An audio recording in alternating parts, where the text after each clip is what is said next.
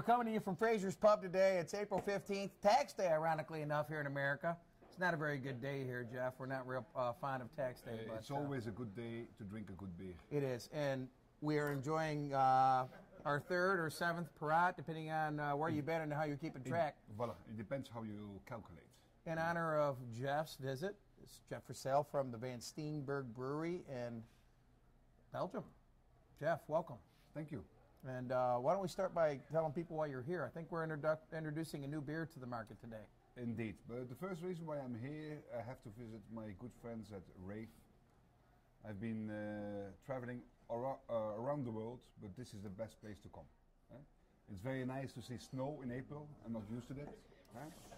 But it gives me a good reason to drink more strong beer, so that I forget, so I can think it's summer. So thank you, Rick, to have me over. Well, it's good to have you here. And it's always nice that I'm going to kick your ass tonight again, like I've done before. By the way, it's 4-0. 4-0. Well, some people would have the scoreboard at 2 Michigan Rick, 0 Jeff. So I don't even know about 4. No, I don't think where you have that. But I think. Well, this is from a man who's expecting summer weather in April as well. So, but let's get back on the rails here and get this relative to beer. All comedic fodder aside.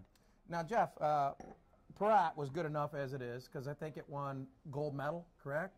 It had the gold medal in 2012 as we chanted. Yeah, yes, as we chanted the Beer World Cup several times.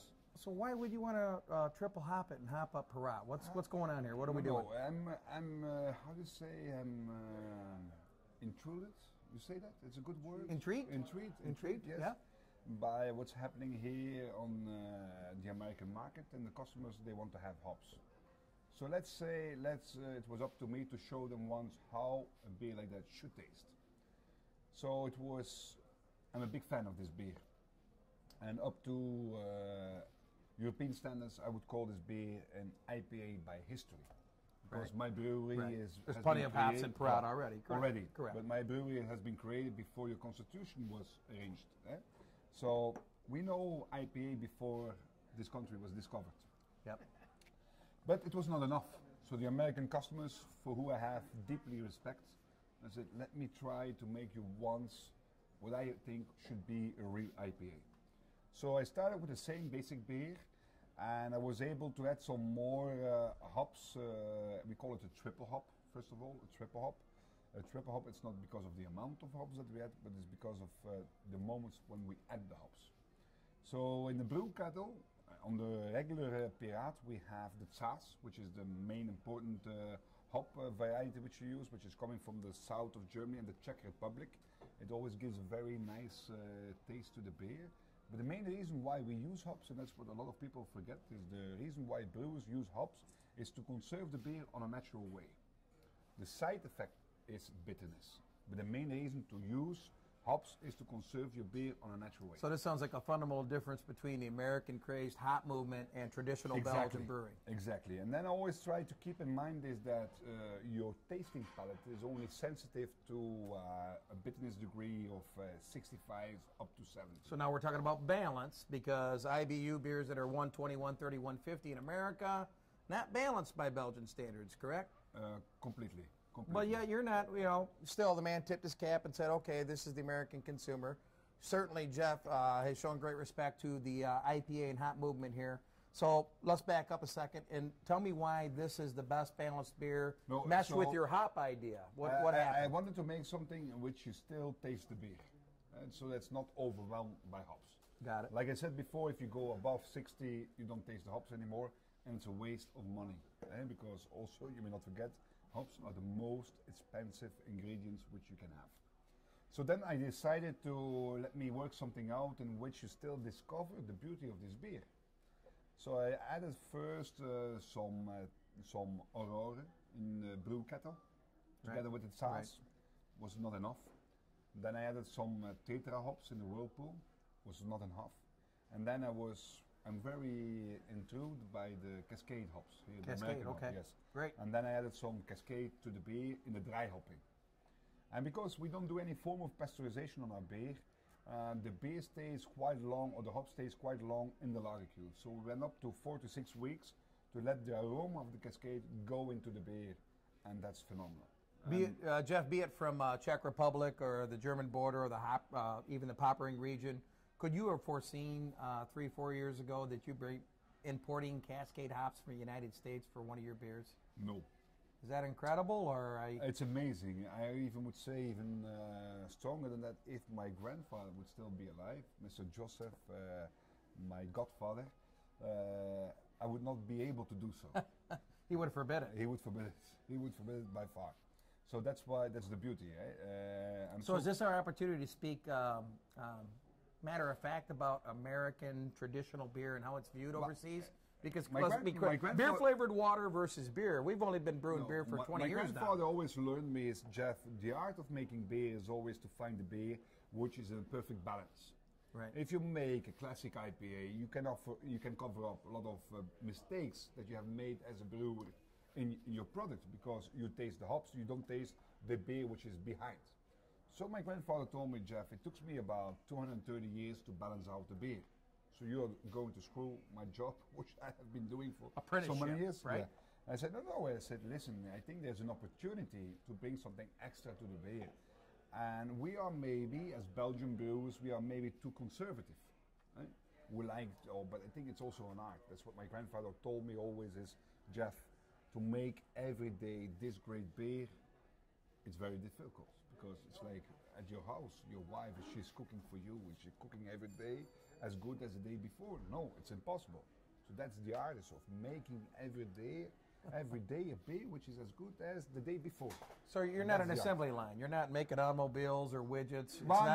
That's what I have, because of my visits of coming to America, and I think I was impressed the most by my last visit to the GABF. I think this is insane. This is the first time in my life that I called my wife to tell her, listen, I think we should sell the brewery, because what is coming to us will be by far in 50 years much better than what we produce. And this is also one of the reasons why I said I want to do some more experiments and do some more in and outs. And I have the impression that with the Pirate Triple Hop we have a very good result. Yeah, the hop revolution doesn't seemingly, it's not even possible for to go away as our analysis of our industry.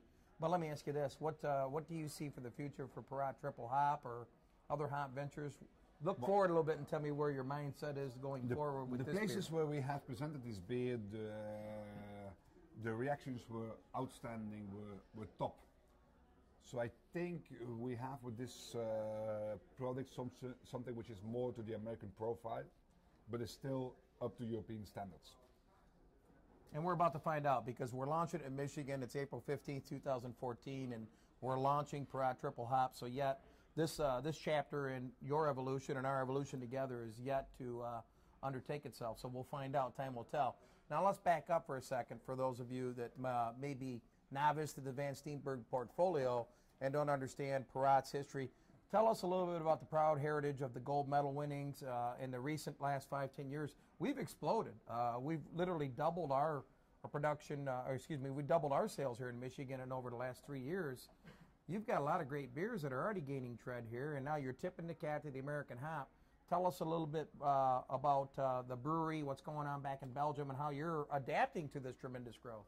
No, what we have seen is over. So we started with Global Beer, our importer to America. We started with them 20 years ago. So this year we celebrate the 20th anniversary. I'll drink to that. So cheers. We should drink to that. Cheers. Cheers. Cheers to Global.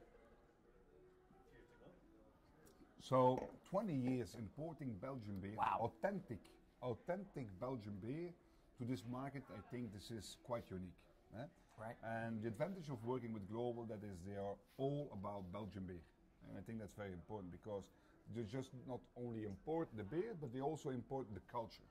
And that's what we have trying to do, is to bring also the culture of Belgian beer and how this beer should be consumed. And I think this has a great market. I think we are just at the beginning, and we see that there are a lot of possibilities for us. Like I said, craft beer is in America, I think 7 or 8%, which means that we still have 90% at least to convince to drink something else. Correct. People, Correct. We all know that people drink less, which is a pity for us, because we are both paid by the hectoliter. I'm not sure about that, Jeff. We're working on that problem. So I think So people drink less, but there's one advantage for us, that they drink better. Yeah? Correct. Pirat has been from the beginning one of our top beers on the American markets. On one way or another, it has been overtaken by Golden Draak. And also in my brewery, Golden Draak now is the #1 product. And so I think with the combination of the triple hop, I think we can improve. So you have seen that we have changed a lot on the packaging. We bring it a little bit more style, improve it a little bit. So I think for Pirates and Pirat triple hop, I think we have a bright future for us, which is in general for the brewery. Last year we've passed 80,000 hectoliters in our brewery, of which 95% is high fermentation beers and A-fermentation. So I would like to stress again the attention to the fact that we are one of the 2 brewers in the entire world who does second fermentation on draft. And I think that we have a bright future when we focus certainly on the draft issue, because I do believe in bars like here that people discover the beer and then they go home and they buy it again because they said this is truly a very good beer. Well, your English is perfect, but I will paraphrase that, and Jeff will affirm if I'm correct. Look, it's real simple. We're drinking better. We're drinking fine quality products that are higher in alcohol by volume for what the typical American consumer is used to. But this ship sailed 3 or 4 years ago. American consumers are already aware of the product. Now it's just a growth plane that continues to take off with the great products you bring us. And I guess I'll end with this in terms of this segment. Back to the American hop revolution relative to what you're doing. We're sitting in Fraser's Pub today, and this is a Michigan craft beer market that's localized, and the Pirat handle here has been steadfastly producing a volume versus all these Michigan craft beers. So people can drink local and they can drink global at the same time, no pun intended, or pun intended to our friends at Global. How do you find the Michigan market in the United States versus other big markets? California? I'm always from the idea, and that's not to be rude, is the following. Life is too short to drink crap beer. So if it's local or global, it doesn't matter, as long as it's good beer. Cheers to that. Cheers. Great way. Thank Thanks, you. everybody. RaveTV. RaveTV.